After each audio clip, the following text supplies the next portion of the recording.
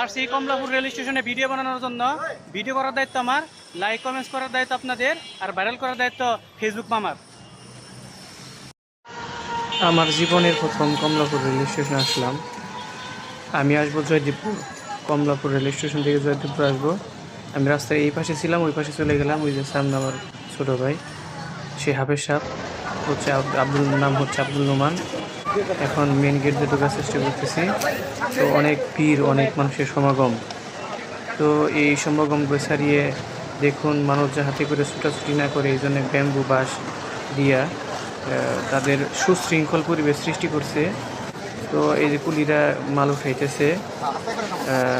এই যে আমরা এখন যাব মেন গেটে ঢুকবো, যেখানে টিকিট চেক দেয়। অবশ্যই টিকিট কাটা হয়নি যে কোনো কারণে। তো এখন মেন গেটে ঢোকার সাথে সাথে দেখতে হবে যে কোন ট্রেনটা জয়দেবপুর যাবে।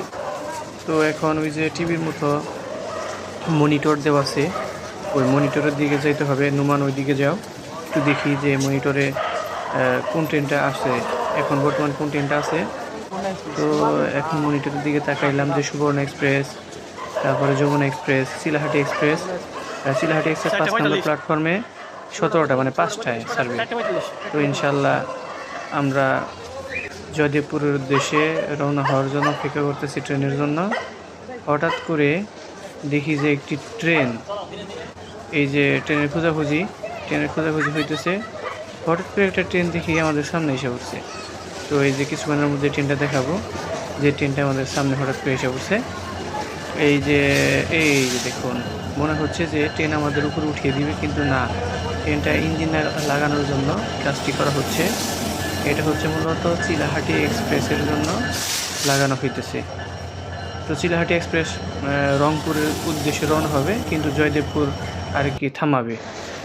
এই যে ট্রেন, চিলাহাটি এক্সপ্রেসের ট্রেন এসে পড়ছে।